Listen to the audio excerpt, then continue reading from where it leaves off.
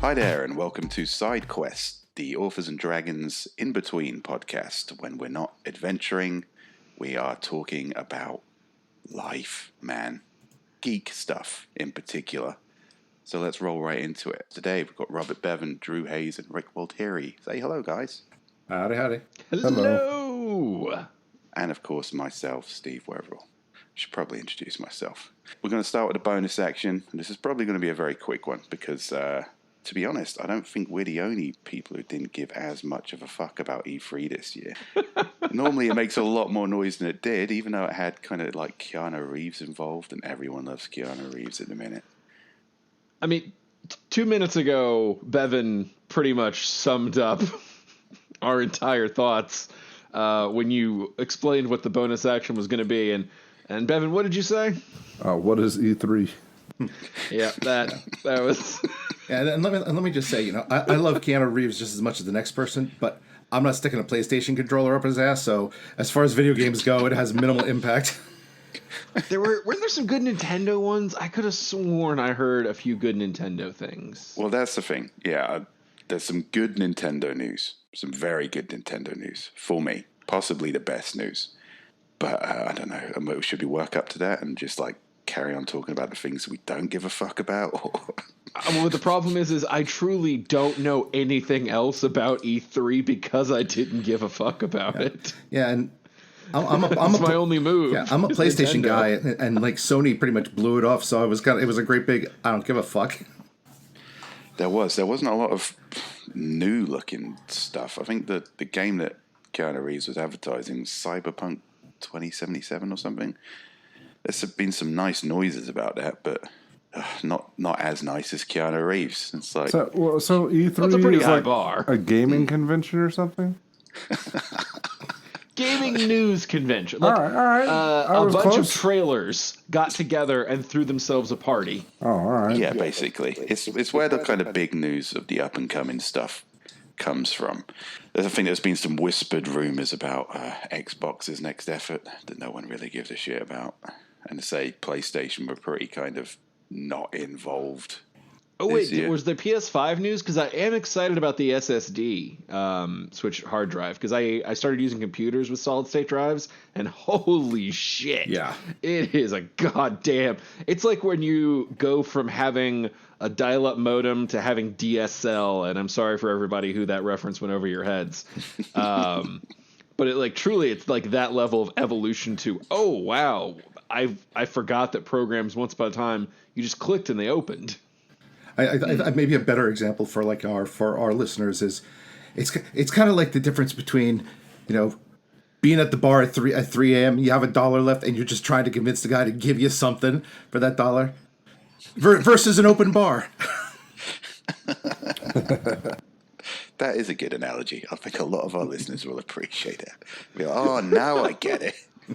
I'm going to get me one of those SSDs just as soon as I finish convincing this barman to let me lick the Drake tray. Thing is, I have no idea if that announcement was an E3 announcement or if it came 5 months ago. I'm just not that plugged in. Sony wasn't at E3, so yeah. There we go. That answers that one. Like Microsoft had an announcement about the Xbox, which I sort of almost looked at, but then I don't really give a shit about the Xbox, so it was kind of like, yeah, I'm just gonna assume that it's another thing I'm not gonna get. I assume this is kind of like, to me, that was a little bit of maybe a pre-echo of the death knell of the Xbox, because I thought Sony didn't turn up to this, fair enough, but Microsoft did, and still I was the same. It's like, ooh, potential new Xbox. Well, I'll put that in my don't give a fuck about file. Well, I didn't even put it in my don't give a fuck about file. I was that unimpressed. Well, here's the problem. The problem is, I think that the story they're trying to tell is, oh, we can support like 2 8K streams from from the back of the Xbox or so, and the question being like everybody's like, who the fuck has an 8K TV? I also wonder how much of it is like them waiting to see, because aren't they? I feel like pretty recently or soon that subscription model that they have been pushing really hard has been rolling out. Where, I mean, for a very reasonable fee, you get just like fucking streaming games, just infinite games, sort of. That's actually Google. No. That Google is also doing that, but the Xbox is basically sort of doing a thing where it's sort of like the Game Pass, but taken up a tier. Like even new releases that are like Xbox produced would be on this subscription service. And I don't know how well it's catching on or if people give a shit or not, but you have to imagine that if that's the thing they're pushing right around the edge of a new console, they have to be wondering how hard to lean into it or not because they don't want to connect themselves again. Well, here's the problem, because my son is a big Xbox follower, so like, you know, he fills me in on this shit. Apparently, yes, Microsoft started selling a version of the Xbox, I think S or whatever the hell the fuck it's called, without an optical drive, so you can only buy online games with it. But somehow, stupidly, they're charging more for it than the same model where you can just get the drive. So I'm not really sure that there's a lot of like thought behind that. They've been trying to push away from physical media and like the used game market since like 2 generations ago. That was literally what sank them on this one, was coming out and having like the whole, and you can't play fucking borrowed games. Yeah. Sony roasted them at the same fucking event, I think. And it just became the turd. Yeah, I remember Sony doing that. That was some grade A level trolling on Sony's part.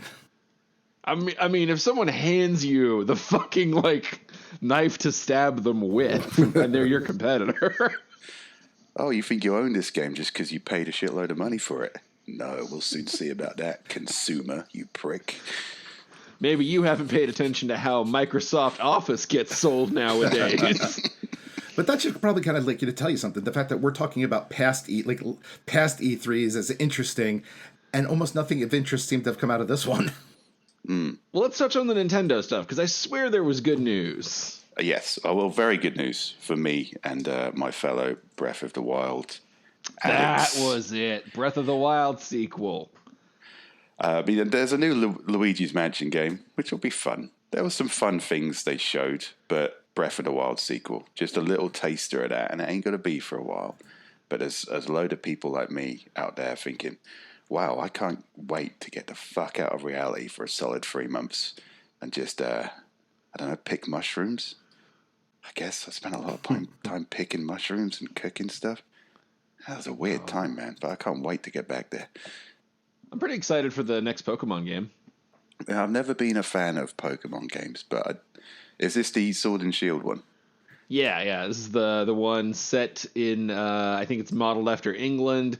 It looks like it's taking some of the Go stuff, like hopefully the overworld system, which I did like, where you could actually see the Pokemon. But yeah, it's cool. It's the first actual open worldy looking Pokemon game. Most of the time, it's a lot more, think just classic JRPG in terms of like map style exploration, top down perspective. If it's based on England, and if the first 5 minutes I don't get accosted by a bunch of kids in tracksuits with a Pikachu smoking a cigarette and asking me if I've got any spare change on me, then I'll be really, really disappointed. I don't expect it to be real, full realism. It is Nintendo after all, but I do expect a nod to my culture, please. It's like, do you want to catch this Pokemon? It's like, well, what's his status? Passed out, pissed drunk. All right, throw the Pokeball. I caught a Pokemon last night. I think I caught something else. I'm down to the clinic. Well, speaking of open world, and I guess this is kind of video game related. Like E3, I didn't give a shit about, but the new Harry Potter game, just that new Harry Potter Pokemon, I guess, augmented reality mashup came out. Oh yeah, I've been playing it. I can definitely say Niantic is 2 for 2. They have had 2 amazing properties launching in their hands, and they have absolutely eaten shit on both of them. Yeah. It's fucking bad. It's not good. Oh, how can you get that wrong? Well, everyone liked Pokemon Go. Everyone liked Harry Potter. I wonder how we can fuck this up. Yeah, it's glitchy. They took the thing, the Pokestop thing, where everywhere you went, like, you get a resource, and they made it now there's like 5 different kinds of buildings that everything can be, so it's impossible to just figure your own shit out unless you live in a downtown area. And oh man, so glitchy, so bad, so Niantic. Bevan, you were a Pokemon Go fan. Are you looking forward to getting back out there and going some Pokemon? I played Pokemon Go for a while. I don't give a shit about Harry Potter really, or No? any other kind of Pokemon except for Pokemon Go, which I also no longer give a shit about. However, I did finally watch Detective Pikachu today. So does that count? Yes, Sure. for you that counts. Yes. I enjoyed effort, it mate. too. Yeah, it was a good movie. Not enough to give a shit about Pokemon, but I enjoyed it. It's like, but the only toilet paper they had at the like Korean supermarket was Pokemon based, and I just wiped my ass with Pikachu. So Does that count? Well, you see, I was explaining this earlier. This is why people tune in. There are people with their fingers on the pulse, far more than us, who can give the proper breakdowns of these media events. But people come here for fuckery.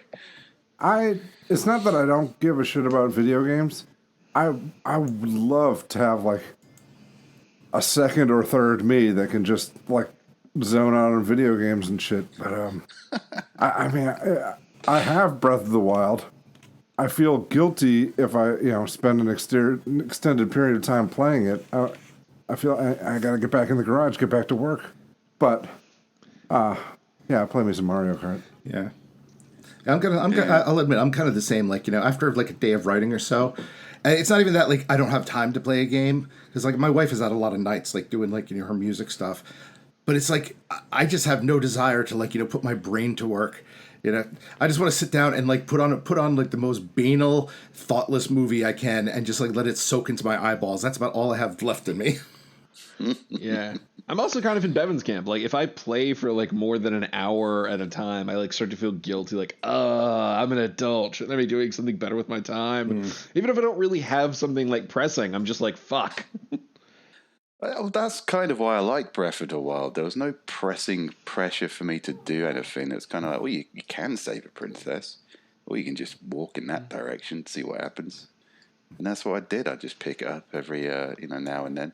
Spend 10, 20 minutes walking in a direction. Maybe like do like a serious quest if there was a quest to be had, but no, you can just fuck around. See, I like mobile games for that.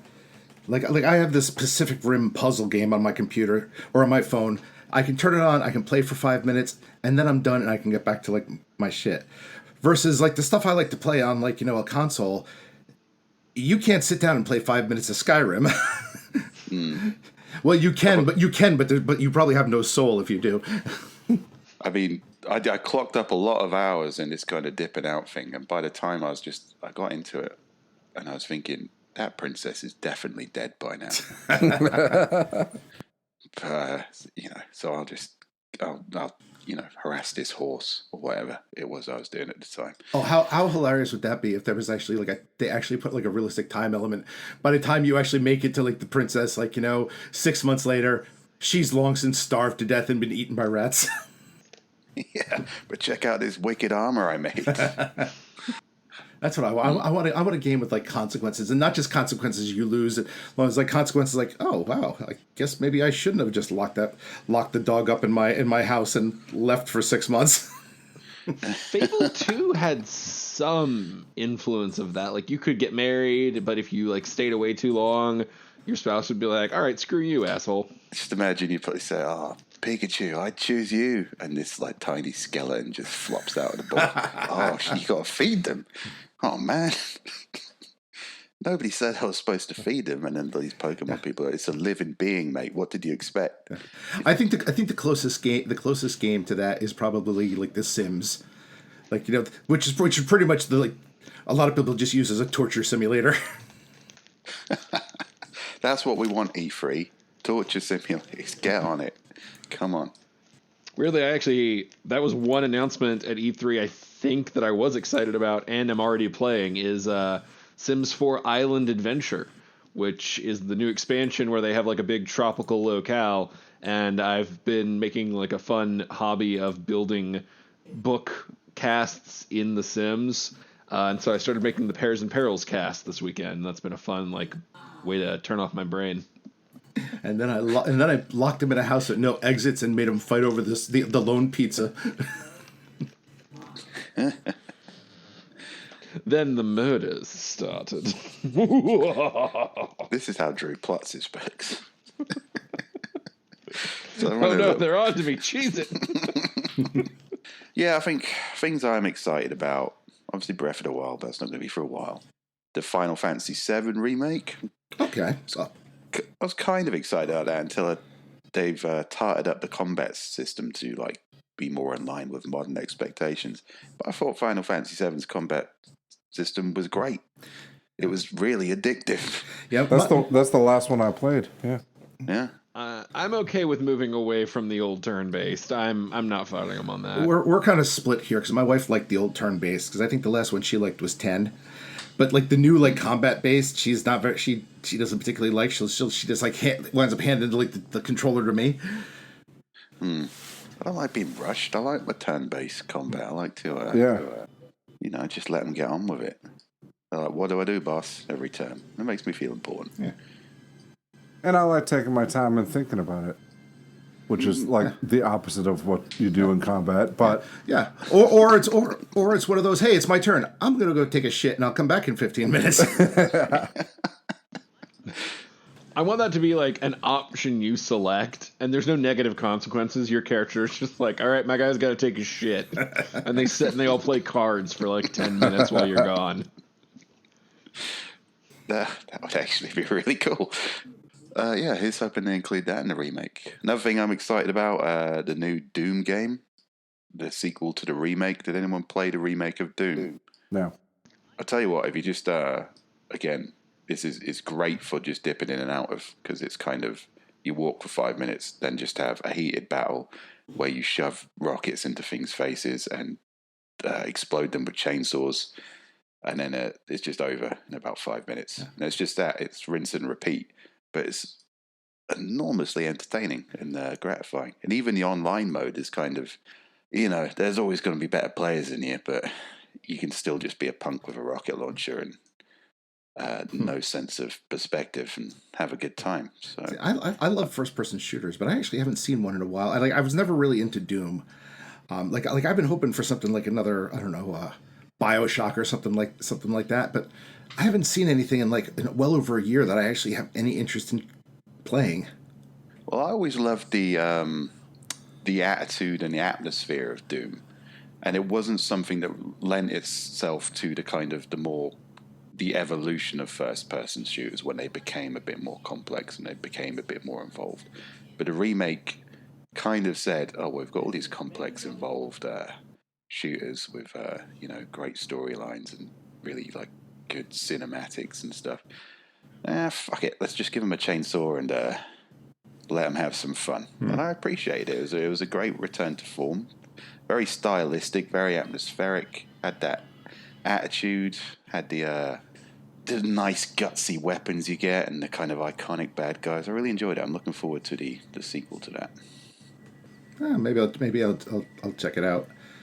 There's something to be said about some first person shooters have just gotten way, in years have just gotten way overly complicated. And yeah, all I really want to do is just walk into places, fuck them up, maybe occasionally get a couple of amusing one liners, and then shoot those people and then move on.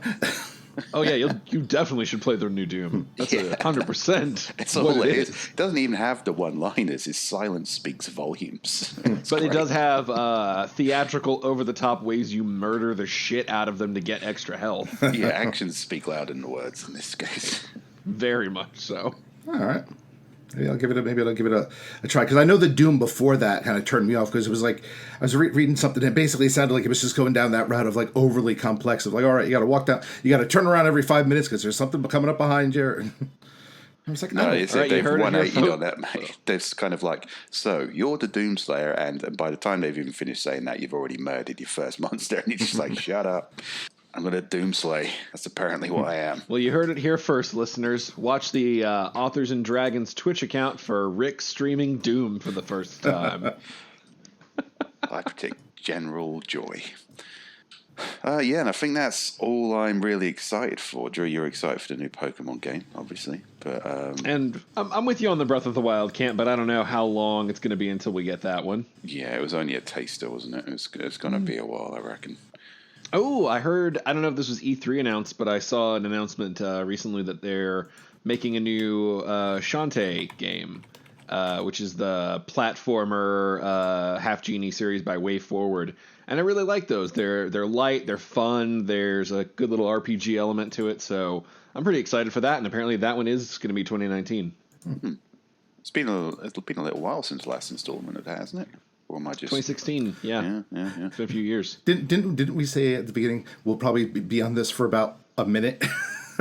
Well, that was talking about E3. Now we're just talking about video games we like. Yeah. Shockingly, we went off topic.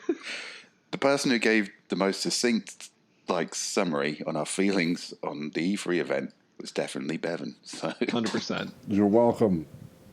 all right, so that was the bonus section, which we normally do before our main topic. Our main topic's a little bit vague. It's a little bit kind of in the wake of an event that has passed and still has echoes from its magnitude. I guess most people by now have seen Endgame. Spoilers, there's superheroes in it. And now it's kind of like, where does the MCU go from here? After the kind of emotional drain of Infinity War and sticking the landing perhaps as well as they could have with the end, I guess, of Chapter 1 of the MCU with Endgame. I was anticipating maybe a few quieter, smaller movies, but I don't know. From Spider-Man Far From Home, looks like they're diving into multiverse, so this could all get very hectic and invested again. Okay, well, we have to say this up top. It has to be acknowledged. The character who is telling us that multiverses exist is a character whose whole shtick in the comics is that he's a liar. Yes. He does not have powers. He's a illusionist. I think in most of the canons, I'm sure there's a few where that's wrong.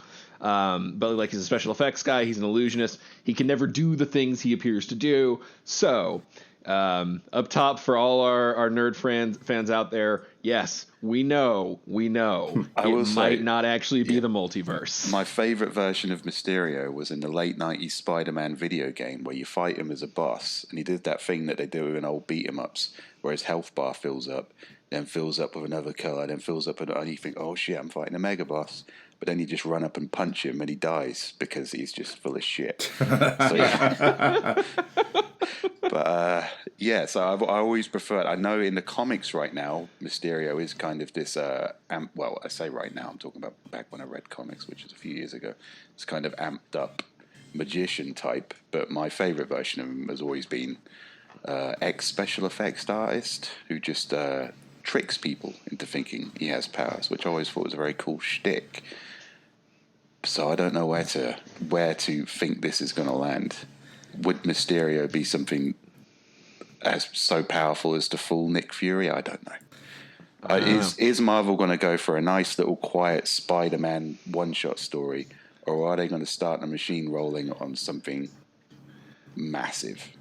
So allegedly, according to reports and what people have said, they are saying that Far From Home is the real final movie of the Phase 4. I don't know if that's universally agreed upon, but so maybe we shouldn't expect it to kick open the new one. But before we go on to the new one, let's actually take a minute and talk about Endgame and just did we like it? Let's get the most important opinion on this. Bevan, have you actually watched Endgame yet? Yeah. No. Oh. All right, hang on. Bevan, based on what you've heard, do you think you'll watch Endgame? Well, I have specifically not watched the pitch meetings for Infinity War or Endgame because I might get around to it one day. That's a good sign. All right, Disney, if you're listening, Robert Bevan is the person keeping you from beating Avatar right now. Suck it, Mickey. I'll walk out on this plank above stormy internet waters and state an actual opinion. I liked it. Plot-wise, it certainly wasn't a perfect, seamless thing. But truth be told, I felt like it was really going more for a lot of tonal, emotional beats than really trying to construct an airtight set of, getting all this and who cares and the whatnots. It's sort of just how it felt. It was like, listen, there has to be plot because there has to be plot, but this is really just about resolution, catharsis, paying things off, and honestly, yeah, I feel like there are, of course, quibbles, but it felt very satisfying in a lot of ways. And that's really what I wanted out of it. I wanted to have a sense of something had happened. I wanted a little bit of some finality in some cases. And I just wanted to feel a little bit of closure on what had been a very long investment. And again, yeah, just I felt satisfied by it. I felt satisfied too, but I also felt frustrated. I'm more than happy to say I liked Infinity War more. Actually, I just saw I saw the new Godzilla movie the other week, and I actually walked out of that enjoying that more. And I think part of it is just because, and I understand in the comics there's multiple timelines, multiple Earths, there is that multiverse, time splits, all that shit. But I think introducing it into the movies just made things a little sloppy. Like, what bothered me was, I don't mind walking out of a movie having to think about it, but I don't like when I walk out of a movie and think about it and I notice the pieces crumbling apart, and then I start to obsess over that and it annoys me. And as much as I enjoyed Endgame, there was that frustration from it, which made it so that I did enjoy Infinity War more just simply because it's a neater movie. I agree. Infinity War was definitely the stronger one, but Endgame, I thought, how can they come back from Infinity War? And I've got to say, there was probably not a better way than what they did with Endgame. There were lots of little kind of you just have to not think about that moments in order to have a kind of more satisfying moment down the line to do the character justice and to bring everyone where they needed to be. Yeah. But, no, I think I agree with you guys mostly, but I do think it was enormously satisfying in terms of the characters and the relationships and who became what. And also, Fat Four. Yeah. Let's hope for us beer belly guys out there yet. We can still save the universe. Well, one thing I'm hoping to see with Spider-Man is, I'm trying not to spoil Endgame, but if you haven't seen it, I don't know why you're still listening to this, but we're going to spoil Endgame. Yeah. Let's just get that in front. Right. We're going to spoil the shit out of Endgame. Okay. So there's no way to. It's months after it's been released. We're months after the spoiler embargo's done. It's going to be in the title. Basically, the way Endgame ended, on a happy note, but on a note that essentially leaves the world in total fucking chaos. And if they follow up on that, and kind of show that, okay, the world is really fucked up now, I'm good with it. But just, and I know always the trailers with our Marvel humans, they tend to pull back and not show you the full story. But so far, Spider-Man seems to kind of be showing the world is just kind of caught up and going on their way. And I'm really hoping we're actually going to see that world in chaos, because if not, then it's kind of like wow, you just cheated the fuck out of that. It's a real shame that the rights to the Defenders are up in the air, because those 5 years between the snap and the resolution of the snap would have been perfect territory for people like the Punisher and Daredevil. Oh my God, that would have been the Netflix series there. Yeah. All the fucking big names are gone. Exactly. It resolves where, oh wait, why don't they call in Thor if this shit's getting real? Well, you can't. Yeah. Thor's gone. We're going to have to rely on this psychotic army vet. Well, Thor wasn't gone. Thor's drunk. Yeah. Thor's just not coming. That's the thing. He's not showing up for this. No, you're 100% right. That would have been that would have been a really awesome thing. Like, if the final season of Jessica Jones just started playing, and as usual, they allude to the fact that they're in the Marvel universe, but the reality is they're kind of not. And that would have been such an awesome reveal if that had been kind of the final reveal of Jessica Jones, that the entire thing had happened during that 5-year stretch, because that would have almost been an applause moment. I would have liked it better if if we're building just a fantasy way to do that, you start Jessica Jones season 3, and like for 2 episodes, it's just as if it's a normal plot line, like same as everything else. And then like 3/4 of the way through the second episode, fucking the snap happens and people just start vanishing. Yeah. And then the rest of that season is actually her having to deal with it. Yeah, I mean, and and that's the thing. It's like that's I think shit fans would want to see because they did this. I mean, they pretty much ignored the snap in Agents of Shield 2, which just came back. You know, they did a time skip of I think of a year, and basically like there's no mention of the whole snap, and essentially they just ignored it. Which automatically the one show that was supposed to be married to the movies pretty much just divorced itself. Well, I mean, their whole thing right now is basically just keeping their head down. Don't make noise. Don't make noise. Don't get canceled. Don't make noise. That's fair. They're just trying to get through, man. Well, who knows how that's going to work out with Disney now, I guess, owning everything. I suppose I they think could do the 5-year between the Snap series.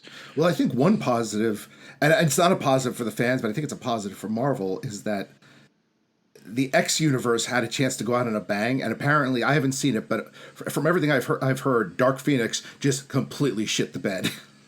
Oh, that has been the general consensus I've gotten. Yeah. There were rumors that they had to reshoot it because basically I think some of the stuff they were going to use had basically just been used by Captain Marvel and Endgame.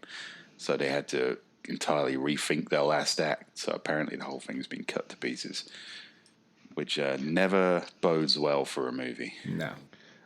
Oh, so on the discussion of moving forward, Steve brings up a movie that I feel like raises a really good point to keep in mind as we're looking to like Spider-Man Far From Home. Are they doing the multiverse kind of thing? Has everybody seen Captain Marvel or seen it if you plan to see it? Bevan. With that caveat, I don't know how to answer. I've not seen it. All right. Do you care if it is spoiled? Oh no, absolutely not. I don't even really know what it is. There we go. Yeah, it's not super integral. To, a plot twist I really liked with the Captain Marvel was that while the Skrulls were in it, they were not villains, which was very, very much playing everyone's expectations against us. But did you say squirrels?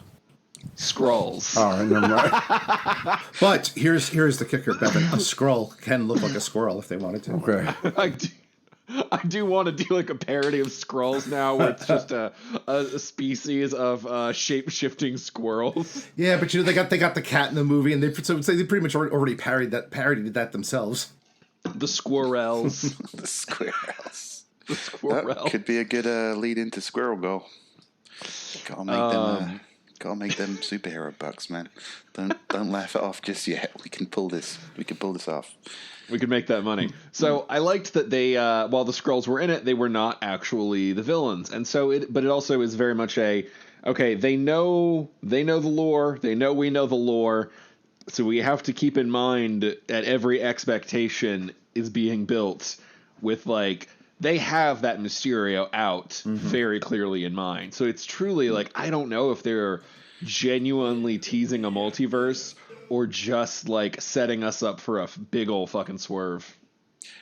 Either one would be happy with me. I'm quite happy after the kind of, the 10-year run up to Endgame? Fucking 10 years of movie investment. I deserve some time off, Disney. Come on, give me a break. You can just give me the short movies. I'll take an Ant-Man adventure that doesn't have to play into a huge tapestry of meta arc. I'll take a Spider-Man adventure. It's fine. I can just have standalone movies with these billion-dollar franchise characters. But on the other hand, there are several. The Avengers, what a lot of people, maybe the kind of like more normal people don't understand about the Avengers is they were first there to put the big player Marvel characters together. But then for a long time, they were kind of a repository. They weren't the main dudes. It was kind of all about the X-Men, Wolverine. It's like people were more interested in Iron Man solo than Iron Man in the Avengers. Obviously, Spider-Man's always been the figurehead. So when it comes to Avengers plot lines, they're usually the guys who get everyone together. But Infinity War was the big one. And I think the only potential bigger than Infinity War is probably Multiverse. If they wanted to be really gutsy and say, no, we're not even done expanding yet, then Multiverse is the way to go. I disagree, because I think they got two properties coming in with the merger that I think have potential. Like, if they wanted to do smaller, but still, like, basically confine the threat to Earth, but still make it massive, Doctor fucking Doom. But if they want to keep going with the galactic stuff, which I think they do, because I mean, Guardians of the Galaxy has been huge, and then they got Captain Marvel out there.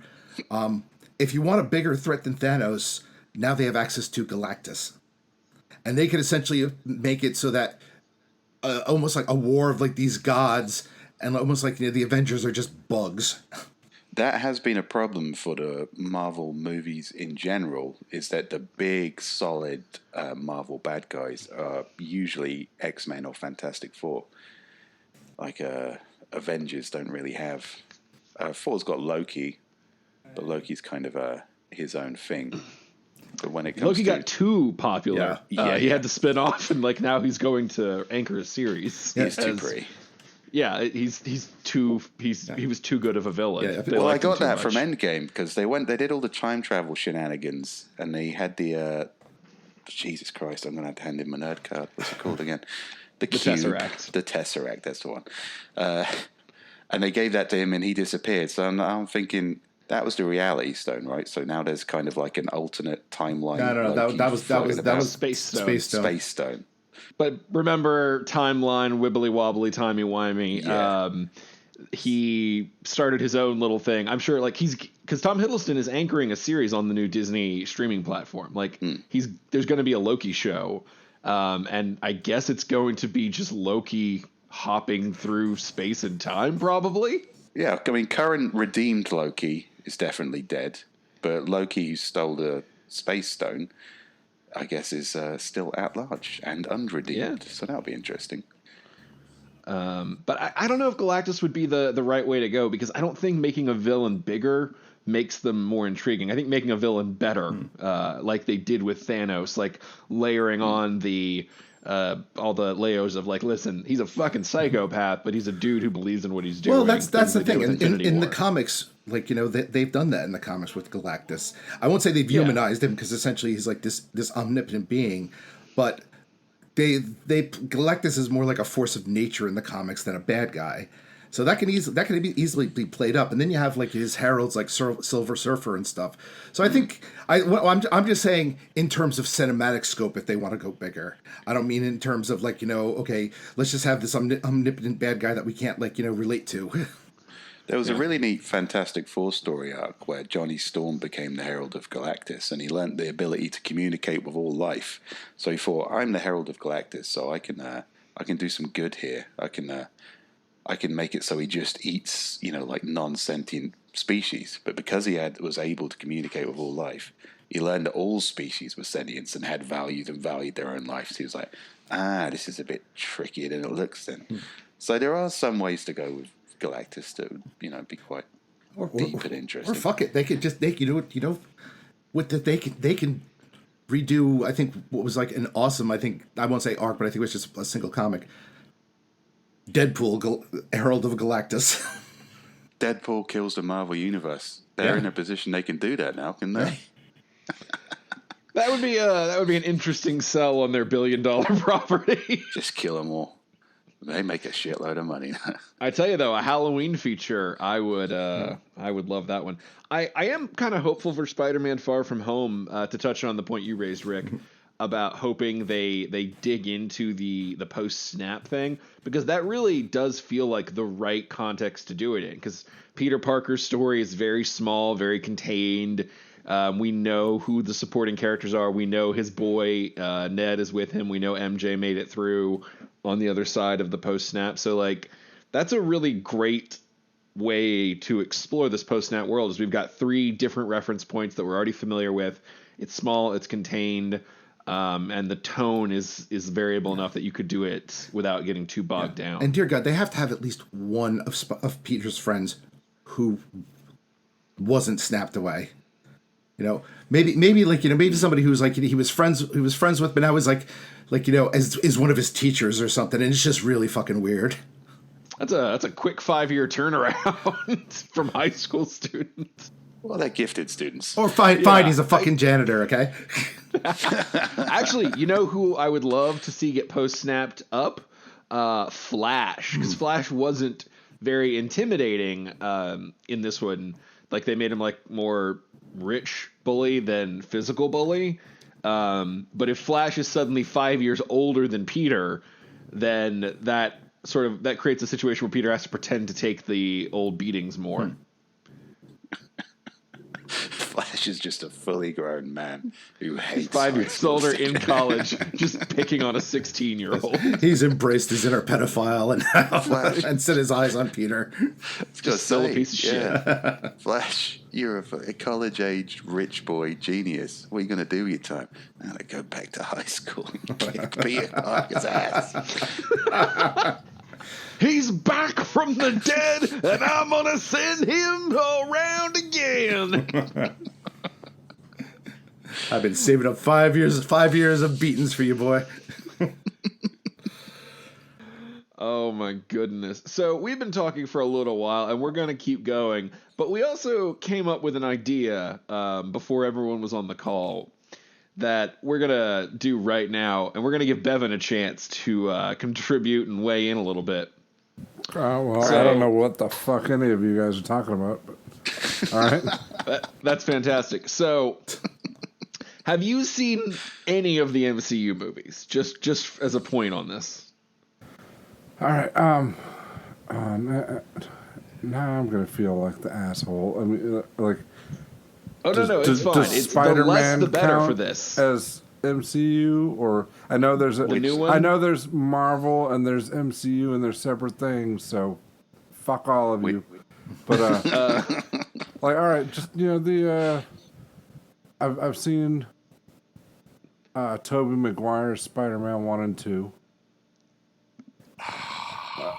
Fuck you. Not even, you're two Spider-Mans behind, mate. Not that I dislike the Tobey Maguire Spider-Man. I did.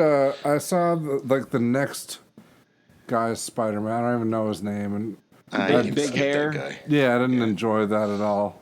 Yeah, no one did. He wasn't. He's not Spider-Man anymore. You don't have to worry about him. You can remember Tobey Maguire fondly, the Sam Raimi days. Yeah. But you can just skip that period of Spider-Man. Tobey Maguire is a good pull. He still holds up in the popular conscious. We're still pretty happy with his performance. What else am I? What else do I have to work with here? What? Did you see any of the Captain America movies? I might have saw the beginning of one of those. I don't know. Okay. Iron Man. You must have seen that. I think I saw most of Iron Man. You didn't see Infinity War, did you? I think we were talking about that earlier. No. Have you seen any of the X-Men movies? Yeah. Those don't count. Those don't count. All right. Okay, so this is perfect. Wouldn't it be great if Bevan had just stubbornly not watched any of these movies except for Infinity War? That actually would have been amazing. Just watch the last one.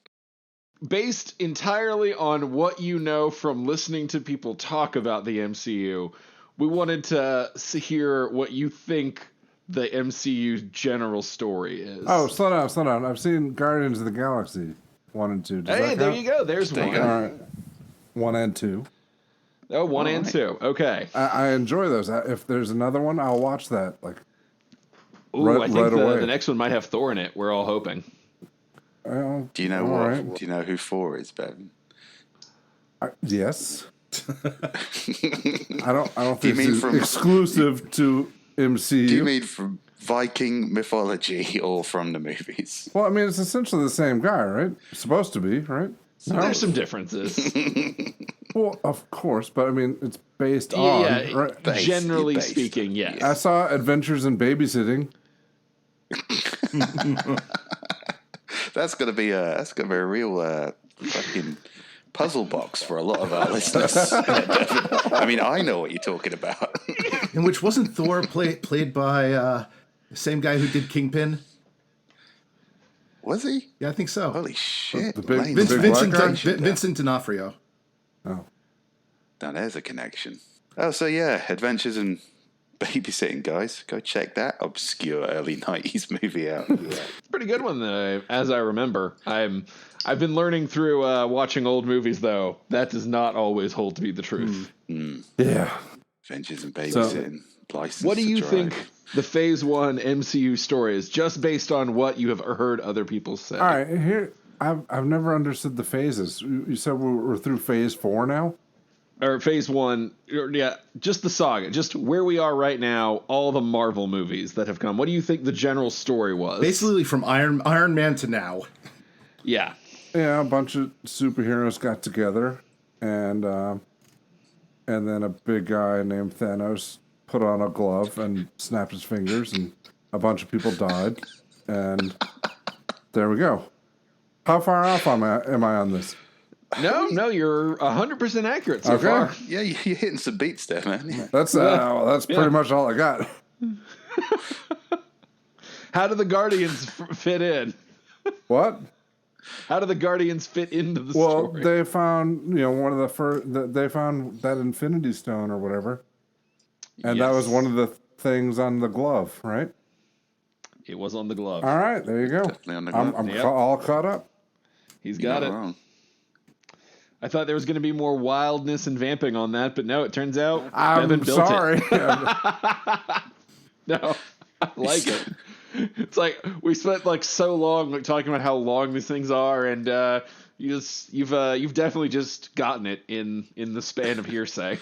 I could have saved myself 10 years of emotional investment if I just had that rundown. Well, he had a glove, and then everyone died. And then it was okay. Yeah. And that was that's, Josh Brolin, right? That's like It was, yeah. It was. Brand from the Goonies. He was Bram from the Goonies. Go on, he's got to be. Everybody knows he was Bram from the Goonies. No, it's got to be something more obscure. Josh Brolin from. He's always been Brand from the Goonies for me.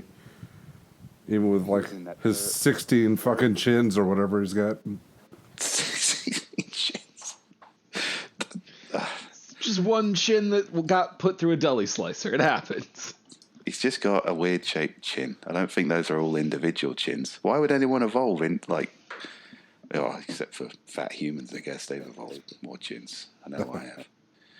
Maybe that's just where he puts his middle-aged weight on his chin. Anyway, yeah, Josh Brolin. He was in the terrible Old Boy remake. That's about as obscure as I know. All right. Now I remember seeing he was in that, but no, I didn't care to watch that because I was in Korea when the real Old Boy came out, and I watched that. Yeah, nobody should watch the remake. It was wildly missed the mark, despite having a lot of decent talent involved. Well, let's shift over to movies we enjoyed, specifically since we are at sort of the end of an era within Marvel's own, I don't know, timelining that they have set up as they went. Top 3 from the Infinity War saga. Personal favorite movies. Guardians of the Galaxy 2, and Spider-Man. Tobey Maguire's Spider-Man. Specifically. Not particularly bad choices, all in all. Yeah, There are a lot of people who would 100% sign off on that. Sorry, I'm gonna fix that. I'm gonna amend that. Spider-Man 2. I enjoyed that more than the first Spider-Man. it was the better movie. Still wrong, but it was the better movie. Yeah. All right. Again, I don't know that all the listeners are going to be on your side in that, Steve. Oh, man. We'll see. Guardians, oh, man. Guardians is absolutely a contender. That might have to go in mine. That's such a good movie. That first one is so damn good. Yeah. The surprising thing about Guardians of the Galaxy was that came out of absolutely nowhere. Mm-hmm. It wasn't really kind of a logical step from any of the established movies. It wasn't really a very established comic book property. It's just like, oh, we got this kind of B story from the more cosmic side of the Marvel Universe that we haven't even fucking explored yet, really. But I think we can make it work with a decent soundtrack and some lovable characters. And they did, God bless them. they owned the shit out of that movie. I mean, Yes. a little less so in the second one, because I think the second one they did the common thing you're going to find with Disney, which is it's okay. Let's mine the first movie was a success. Let's mine it for all the jokes people liked and reuse them. That's right. It's still a very good movie. It's still a very, again, some surprising turns. Evo, the Living Planet, was probably the last Marvel property I would have expected to see in a Marvel Cinematic remake. And the world building in that movie was excellent. The android brothel and all the kind of ships coming together. To me, the new Star... I would have been happy without the new Star Wars sequels if I just had more Guardians of the Galaxy thing. To me, the world building and the aesthetics of that are essentially the new Star Wars. Steve, I think you might have touched on something that really is a key to what made Marvel successful in this adventure, because it really is important to take note. Superhero movies are by and large considered risky movies. They don't historically make their money back all the time. Well, how far back into history are you going? Pre-MCU, basically. Pre-MCU, Current MCU, a superhero movie was considered a risk. Yeah. Movies outside of the MCU are bombing left and right. Right. But like, just if you remove the MCU specifically, superhero movies sometimes do well, sometimes eat a lot of shit. They have not been a safe genre by any means.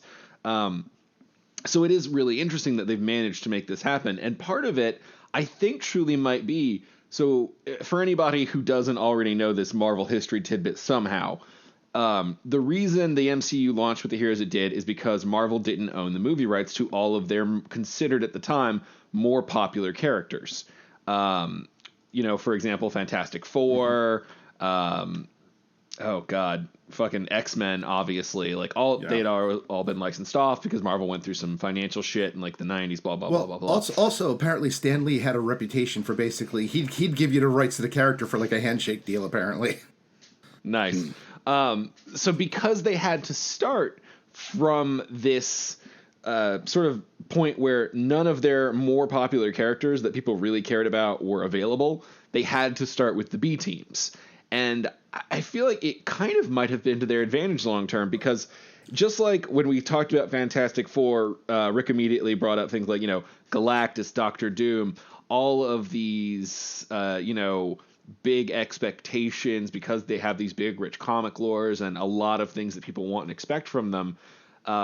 Those movies have to walk a little bit tighter of a rope, where they are really trying to be true to the comic book origins and whatnot, while also appealing to the mainstream. Whereas because the MCU was kind of working with second stringers a lot of the time, they just threw out what didn't work and retooled shit on the fly, and no one really cared that much because, again, these characters just didn't have the following they do now. Well, yeah, I mean, think of the Tobey Maguire Spider-Man. I mean, people were up in arms because of the whole organic web shooters versus mechanical things. I mean, there were internet wars over this versus, like, I think when the first Iron Man came out, they were like, oh, Robert Downey Jr., yeah, this is probably not going to be that good, so we're just not going to talk about it.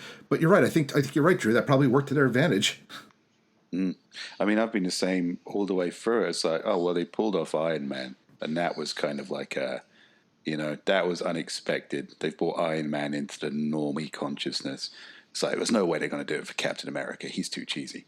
Oh, they did that as well. There's no way they're going to do it for Thor. I mean, that's like, we're talking magic and shit now. Oh, they've managed to do that as well.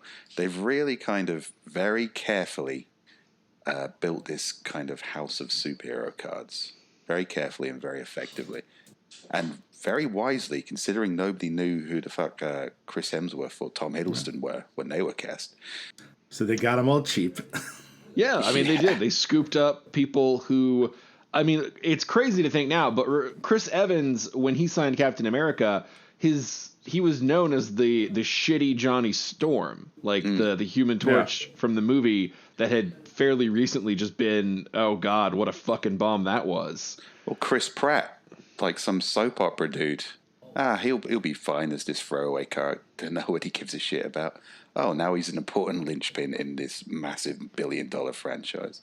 I think has this been the same for all Marvel movies? Because I reckon like the only proper A-lister they cast in an origin story was probably Brie Larson. Everyone else was. Tommy Lee Jones was supporting for Captain America. Uh, Or we're not Wait, counting does supporting. Robert Downey Jr. not count? No, not at the time, because his career was, he basically had a bunch of shit go down, and he was not in a good career what place. about Scarlett Johansson? Ooh, that's a fair one. But has she been a lead? No, She wasn't a lead when she was introduced, was she? No. And I don't know if she was as big as she is now when she was introduced. I know she was kind of a rising star at the time. Also, I really want to skim back to this real quick. Steve, do you think Parks and Rec is a soap opera? Oh, sorry, no, sitcom. It's a little bit soap opera. But I've had 6 beers, It's just all right. like, hold on a minute. I want to be sure on the same page here. I've only just started watching Parks and Rec this year. I've been catching up. It's very good. It's definitely not a soap opera. I misspoke. But you get my I didn't point. know- Fuck you. Yeah. I thought Chris Pratt might have also had a credit I wasn't aware of, but all right, yes. Yeah, they do tend to, you're right, they tend to snap them up when they're clearly talented, but not yet. They're good at catching people before they blow up, usually. Or blow up again. Although the later movies, I think they've had more cash to spend. I mean, people pretty much knew who Benedict Cumberbatch is, before he got cast as Doctor Strange. That's a good point. That's one very clear exception to the rule. Yeah. That's a big one. But you also, along with getting bigger names, is a part of that is also being in a superhero movie now is not what being in a superhero movie in 2008 was as a career signifier. True. Because these things make billions of dollars, it's no longer a mark of shame to have been. It's not like oh God, your career's doing bad, you have to go do Fantastic Four. It's oh no, like these are fucking household names, you'll be an iconic legend. Like these are career making roles now. And so that changes the level of people you're willing to get to commit.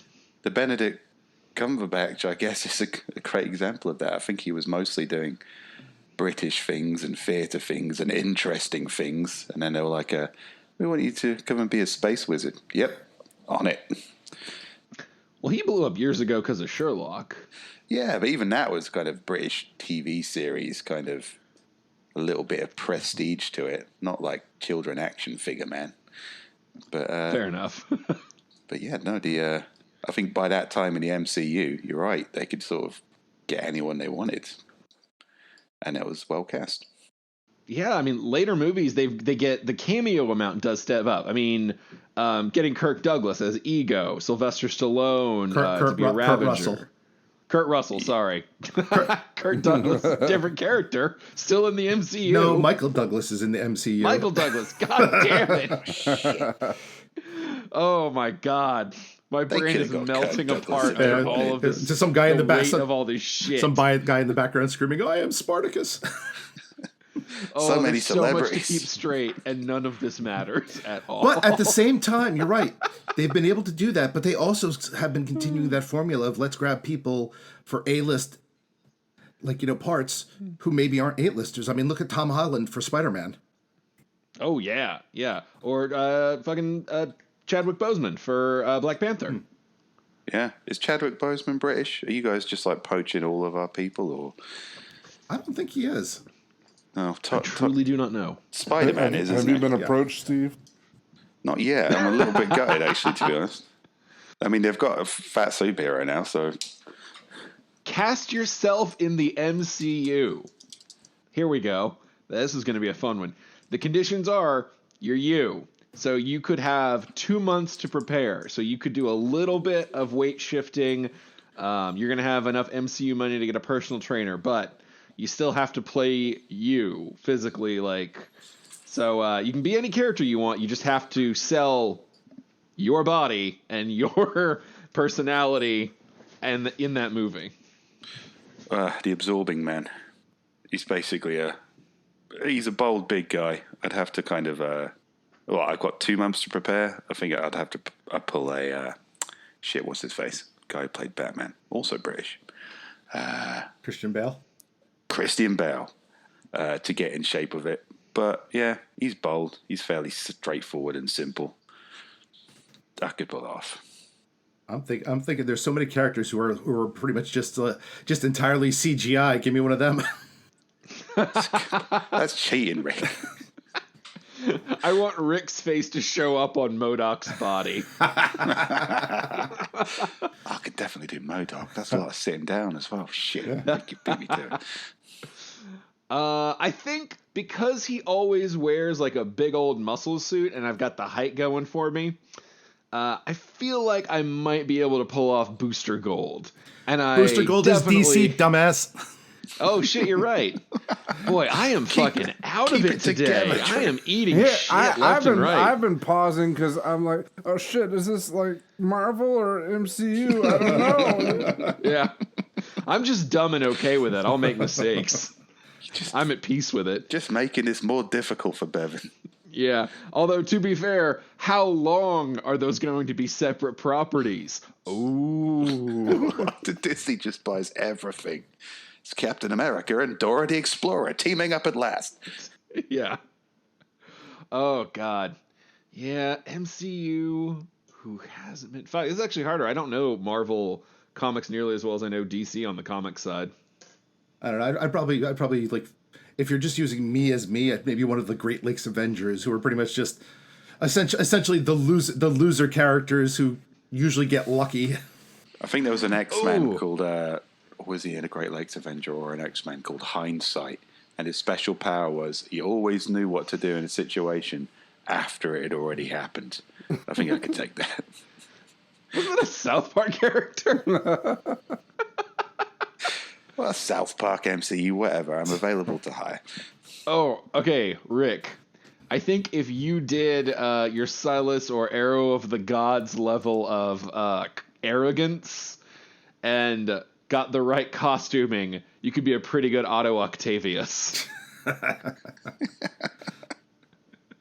Like, imagine the Silas voice with like Otto Octavius lines, and I can see it there. Yeah, that would work. I got one. Daredevil is Marvel, right? Yep. All right. Yes. I'm gonna be. Well I'd be Bullseye from that shitty Daredevil movie because, like, I don't give a shit about ruining that role. No matter where you are, I can hit you with a beer can. Oh man, there's like the worst experience I've ever had watching a superhero movie. That might have.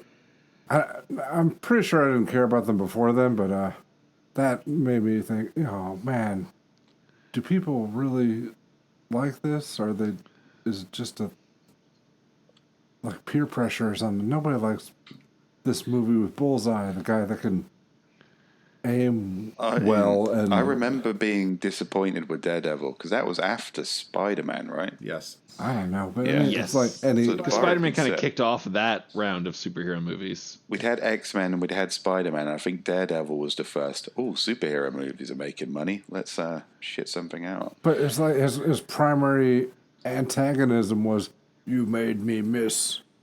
And like that's why he wants to go on a murder spree. And fuck you. Not great writing. Yeah. Mind you, Bullseye in the series was pretty damn sweet. The series that is Yeah, no probably. longer around. Oh, Daredevil in the series. Holy shit! That they would be smart if they didn't let Charlie Cox go. Yeah, keep him around. He knows how to sell a punch. So just in the interest of just ruining the least valuable character I know of. And Well, that's good of you. yeah, see, I'm taking one for the team. Yeah. I'm going to go with Fin Fang Foom because I think it would be fun to be the voice of a giant dragon. That sounds racist. I don't know who that is, but I was to say, It's a giant dragon. It's a dragon. if we're just going with Can't like be bald racist and if it's a lazy, give me the new job as Professor X. I just sit in my chair and be bald. And occasionally, like, oh, there's Jean Grey. I'm a dirty old man. Let me think lustful thoughts towards her, even though she could read my mind. I mean, that is basically the Dr. X Jean Grey relationship, yeah. Let me do inappropriate shit to Jean and hope nobody notices. Professor size XXXL. Very kind of like, that happens in most human private schools, so why not in mutant private schools? I would say, if we're talking about existing MCU characters that have already been cast, who I could take the place of, Ben Kingsley as the utterly useless Mandarin. It was sold as like, what he's in the comics, Mandarin was a huge Iron Man bad guy, super powerful. And in the movie, they just made him this washed up fraud kind of figurehead for a terrorist organization who just turned out to be an out of work actor. I think I could play that. I appreciate the concept of them trying to subvert that, but at the same time, that like Iron Man 3, like, you know, does stand out as one of those rare misses from the MCU. Yeah, I didn't like the movie very much. I do appreciate that it went so far to sell the fraud that they actually cast Ben Kingsley. But I think I could have done it just as well. No one would have really noticed or cared. Especially not me. If Iron Man 3 didn't exist, no skin off my nose, even if I was in it. So what's interesting is a lot of people love Iron Man 3. There's a real divide between some people love Iron Man 2, hate Iron Man 3, and other people flip them over. I liked Iron Man 2. I think by the time Iron Man 2 was there, the Avengers had already kicked off, and Iron Man 3, to me, felt a bit unnecessary. And just wasn't a strong enough movie to warrant its existence. Yeah, the problem I had with Iron Man 3, there's a lot of problems with it, but it was like they tried to make it an Iron Man movie without Iron Man. That was that. It's kind of like, by that time, it's like Captain America 3 was Civil War, and it was effectively an Avengers movie. And by that stage of the development of the MCU, Iron Man 3 probably should have been the same. But, you know, their real missed opportunity was not casting me as the Mandarin. But it's funny that the Iron Man movies did get steadily worse. But what about the opposite with Thor? Thor fucking Ragnarok, because we were talking about our favorite MCU movies, and let me tell you, I never. If you've talked to me before this movie came out, I would never have thought I'd pick a Thor movie. But I think Thor Ragnarok is my top MCU movie because I just watched that movie a fuckload of times. Every time I turn on Netflix and it's there, I'm like, yeah, okay, I'll watch this. Oh, it is a good fucking movie. That's a good one. That movie was so good, I could name the things I would change on it on one hand. There was just instances throughout. It's just like, this movie is nearly perfect, apart from these three things that annoy me. And anytime a movie's that good, that's something to settle down with. The fact that I can only bitch, because I do love a good bitch. You guys might have noticed. The fact that I can only bitch about three little minor niggles with it. Yeah. To me, says that was an incredibly well-made movie. Well, you know what, Steve? I think I can guess the 3 words. Hang on. More Taika Waititi.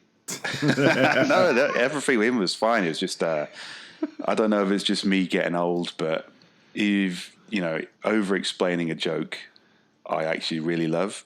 It's something I do quite a lot for comedic purposes. But there's a line, and there are about 3 instances where I just thought, if you just reeled that in a little bit, it would have been funnier. But that might just be me. The kids today, they love their over-explaining of the jokes. Yeah. Who am I to stand in the way? Well, I love the fact that somebody behind the scenes apparently realized that Tom Hiddleston and Chris Hemsworth were funny guys and had good chemistry, and we've been sticking them into essentially these Shakespearean roles. Why don't we just let these guys just have fun with this shit? Yeah. Oh my god! Did you guys ever see the YouTube shorts that were made? I can't even remember what they were made for, but they were basically Chris Hemsworth as Thor living in New Zealand with a regular roommate named Jeff or something, just a dude who worked at a data center. But he's Thor, and he talks to Mark Ruffalo at one point. The whole thing is where was Thor during Civil War? And it's just him and Jeff living. Jeff's trying to lift his hammer to vacuum. Thor comedically tries to pay their rent with Asgardian gold, and they're great. It's fucking hilarious. And remember watching it going, I wish the third Thor movie was just more of this. And then it was. Yes. I was like, oh, wow. Like, I guess they really were testing to see if people liked funny Thor. Taika Waititi is an incredibly good director as well. It's like the stuff he'd done before that. I mean, I think that was his first kind of major Hollywood thing. But he's, definitely a guy to keep an eye on. Yeah. Yeah, some people, they step up to the plate and they just crumble. Oh, like the guy who apparently did the latest Fantastic Four movie. But yeah, he knocked it out of the park. Like, because I mean, when the first trailer came out, everybody was kind of stunned. They're like, this looks like a Thor movie I actually want to see. Like, no, this can't be real. But it was. It was brilliant. Yeah, I have to admit that would be in my top 3. The other 2, of course, being X-Men 2 and the Fantastic Four movie that never got released. Taking a leaf out of Bevan's book, I'm just gonna. Why should I be constricted just to the rules we set before we started speaking?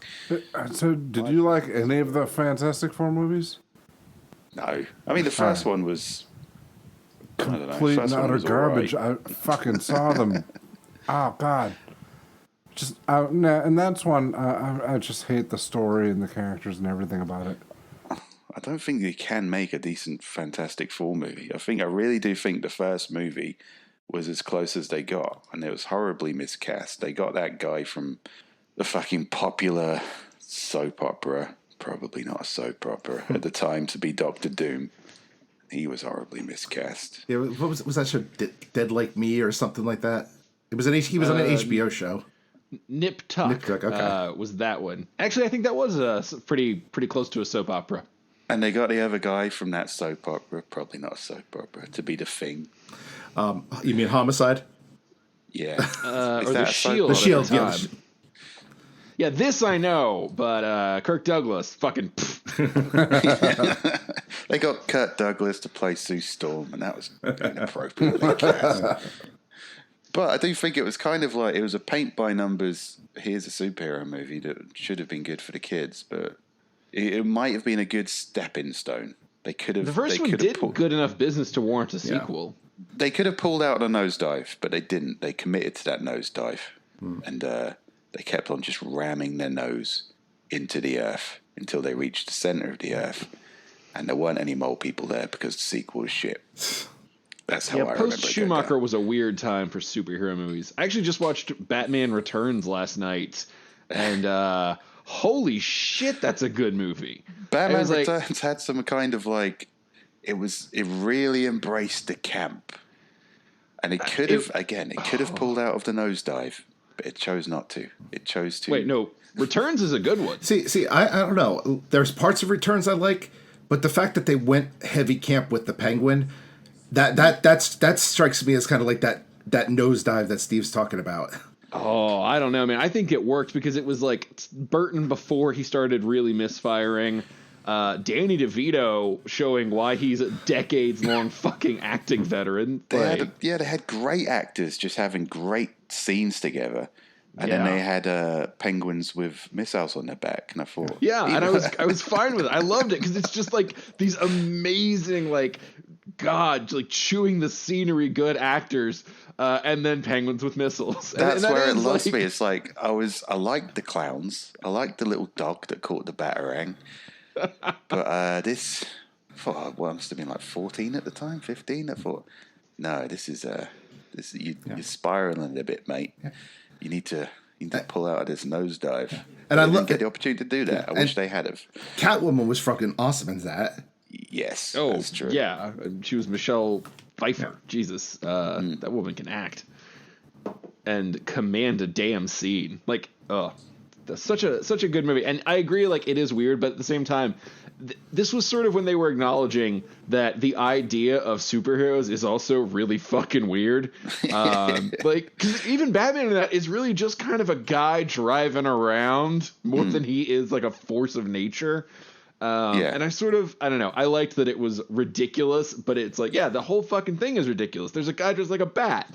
I thought, I guess with any superhero movie, it's a very delicate tightrope to walk. and then you just get Joel Schumacher who ties the tightrope, puts it around Batman's nipples, and says, "No, that's the costume." You know something. In all fairness, I've actually seen some stuff with Joel Schumacher, and apparently that was not the way he wanted to make Batman. But apparently there was pressure from the studio to just sell more toys. So everybody drops that on him as his fault. But apparently it is not 100% his fault. At the end of the day, if your name's on it. There was a really stylish. They went all neon. They went all kind of. Everybody seemed like they were on coke. Don't know if that was deliberate directing choice. Like... Well, it's kind of like Superman 2. It's like Richard Lester's name is on, like, you know, as director, but all of the good parts of that are from Richard Donner. Yeah, there was again. That was another movie that could have went another way, but didn't. No, Batman Returns. I'd quite happily watch Batman Returns again. There's so many good scenes in that, but you could kind of sense the losing of that tightrope position when the penguins with jetpacks came out. But all right, I will give you that. But rather than look to the past as we kind of reach the end, we should probably look ahead to the future. And I thought of a good kind of topic to lead us out on. So, Marvel MCU, we know they have X-Men, we know they have Deadpool, we know they still have all the Marvel comics. So, what character would you like to see thrown out with a movie coming up in the new MCU now that there's wide open for fresh stories? Well, good news, Steve. The one I'm going to pitch, definitely not OP. She is low level, which is what I want more of. I like the smaller stories we kind of got with Spider-Man. In fact, Spider-Man would be my entry point, maybe. She could be in the same way that Tony was the focal point for kind of bringing the Avengers on a little bit at a time. I think Spider-Man could do that role for like a lower tier, lower stakes, you know, get that ground hero support thing going on now that we've lost the Netflix series, especially. Light, fun, comedic, low stakes. I say bring on Squirrel Girl. Fucking squirrels again. Yeah. I would really. I'm absolutely sincerely. For everyone who doesn't know, she has like enhanced physical abilities and she can communicate with squirrels. And I would love like a just light, fun, comedic superhero movie. But you missed, similar to Homecoming. Maybe change it up, do something a little different, maybe a different aesthetic or a different vibe we're aping, but do Squirrel Girl, because Squirrel Girl's fucking fun as shit. Well, one of the fun things that like Marvel has done, which of course they've never acknowledged as something, is Squirrel Girl never loses. She has beaten every major villain, at least off camera. That's the thing. I don't treat Squirrel Girl as a proper canon character. I know she's kind of like front page now, but her shtick always was she's just a friendly, goofy girl with this silly power. But it's like, oh yeah, and once I beat Thanos, it's like, it can't be canonical because it would just be fucking stupid. Remember, as we have already discussed, they are not afraid to change things a little bit as they adapt them. Oh yeah, and I mean, I like the idea of it's a character with a lot of charm. Yeah. A goofier, lower powered, but I don't think they could bring, and incidentally, she can just beat everyone. Unless, but maybe they could handle that. But I mean, it could be like a low key, just don't put her against Thanos and everything, but it could be a fun running joke if she does accidentally rack up some wins, like through the course of movies, like by technicality. I'd want to see her in a team. I think if I wanted to see a focus on a female superhero, it would definitely be She-Hulk. Ooh, that's a good one. That's a very good one. Well, she's always had the more interesting personality out of most of... It's a shame she's a Hulk derivative because she's got a lot more interesting personality than Bruce Banner. It's kind of, even in the cartoon, she was kind of really embracing her kind of Hulkness and sexuality and, modern girl, fucking Ally McBeal of her time. Yeah, there's just a lot you can do with her. Well, apparently she's coming to that Disney network. The main thing I think of when I think of that is... Remember, a character that's all CGI is millions of dollars every minute they're on screen. Mm-hmm. So unless you can get, like, I guess, what would the equivalent be of a female Lou Ferrigno now? Like a Ronda Rousey, but, I mean, even she doesn't really have, like, the massive, like, the Hulk-style jacked frame. So I guess probably a female bodybuilder would be the best bet. and just do makeup, because CGI is going to be way too expensive. What about the woman who played Angel Dust on the first Deadpool? Ooh, yeah. Yeah. I could see that. Yeah, I could see that too, because like she didn't have a lot of lines in there, but like there was something about her character I kind of liked. She did. She had a good commanding presence on screen. Yeah, I liked her. Yeah, find a huge Amazonian female bodybuilder who can also rock a lingerie commercial, and you've got your She-Hulk. But that might be more expensive than the CGI. I mean, if Arnold proved nothing else, it's that bodybuilders can transition into acting. Yeah, I'll take that. Oh man, that is a good pull. I mean, I already mentioned mine. I mean, I've been waiting years, and I know Bob said he hated them, but I've been waiting years for for something decent to be done with the Fantastic Four properties, and I think they're finally in the hands of people who can do it justice. Can they? It's such a hard thing to do, the Fantastic Four, because they're all about really trippy space adventures of this family dynamic. Well, you can't make it serious. You kind of have to make it almost Thor Ragnarokish. But But Doctor Doom, he stands out as that iconic. I mean, outside of Thanos, and maybe Red Skull, a lot of the Marvel villains. That's the one criticism people have is they've been relatively weak villains.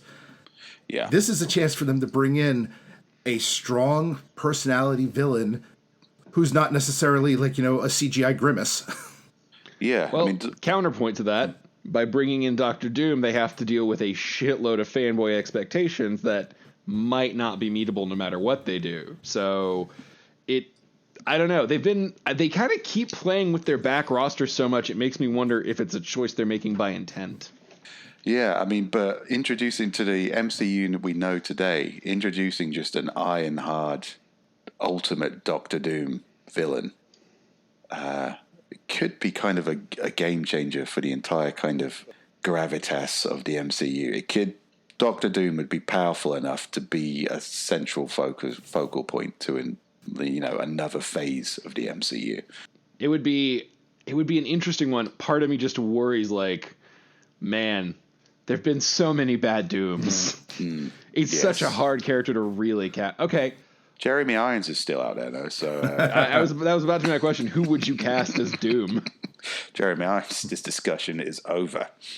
I don't know, Rick. Can you one up Jeremy Irons in good conscience?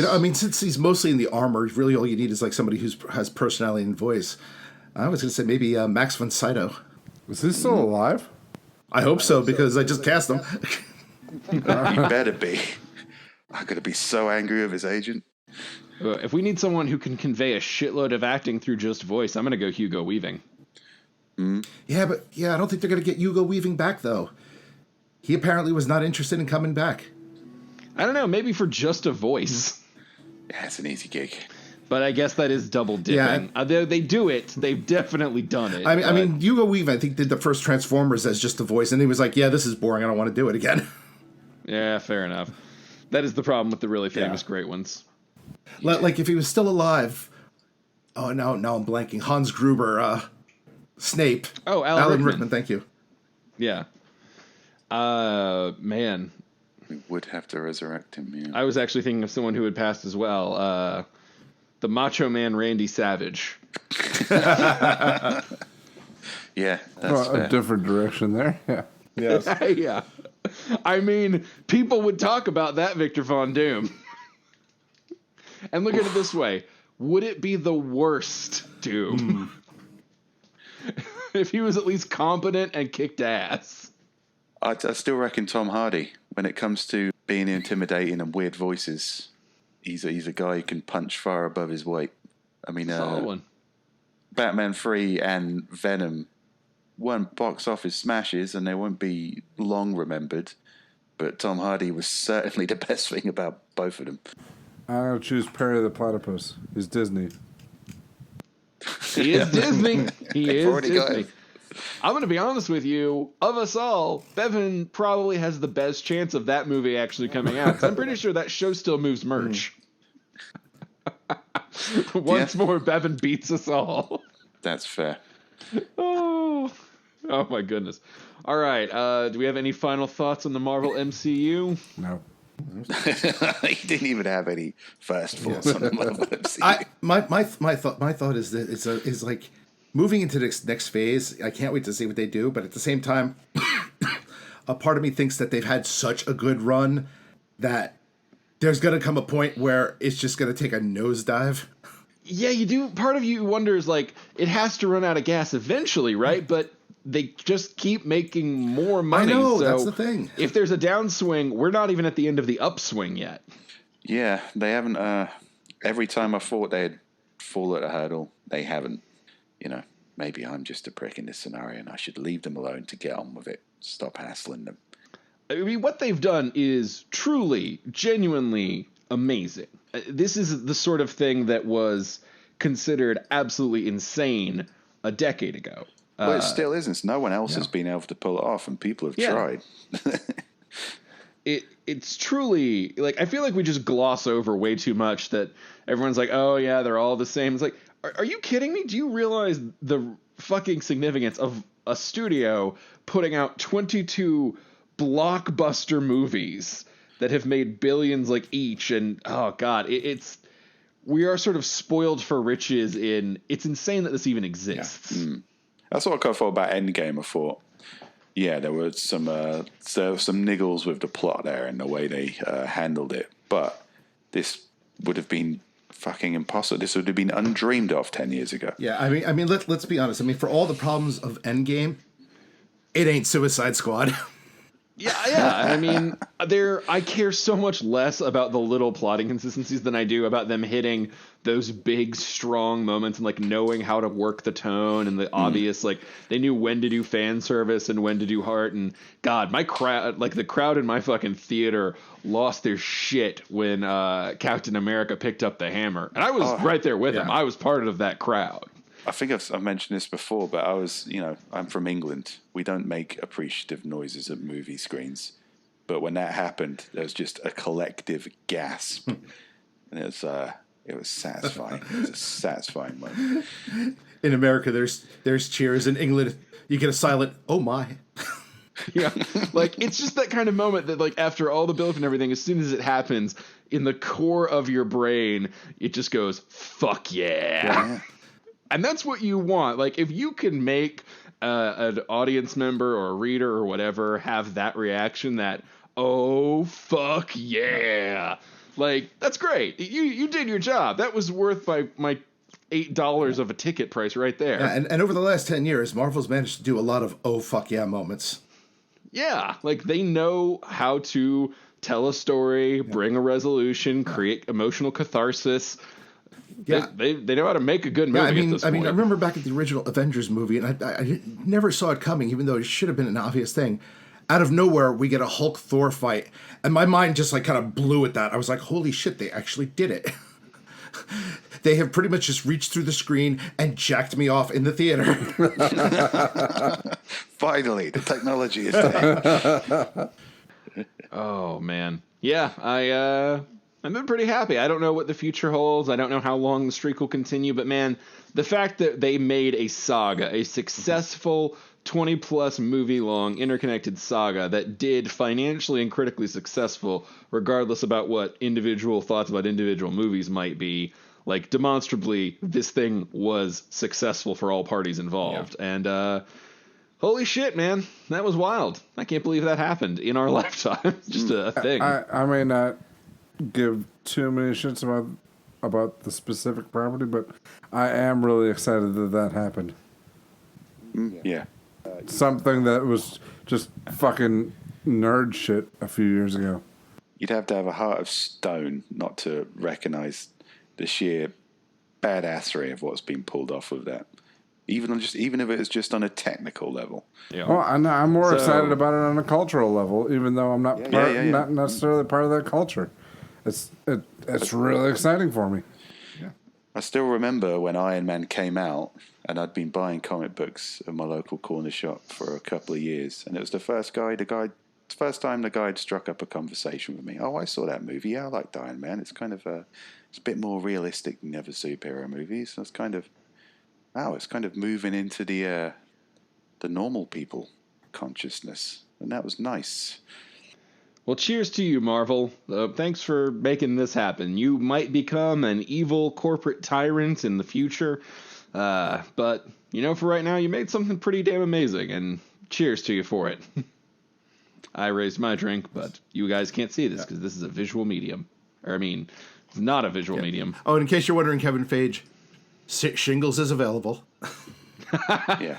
And for sale. We'll cut a Stan Lee deal just to get the movie going. Yeah. Should you ever fuck this up, Kevin, you know where to find us. Once your options aren't looking so rosy, you know where the Shingles boys will be. We'll be waiting. We'll be waiting for you on the way down. We're waiting for you, Kevin. Yeah. We're waiting for you down here in the cellar. And we'll be waiting for you, listeners, next Thursday at a game of Authors and Dragons. Or you can come out and see us in person in Las Vegas at Bally's on September 21st and 22nd at A&D Con, where we will be doing modules and live show and signings and guests and all the fun things, all the general fun. But until then, we'll see you next week on an episode. Bye. Bye. See ya.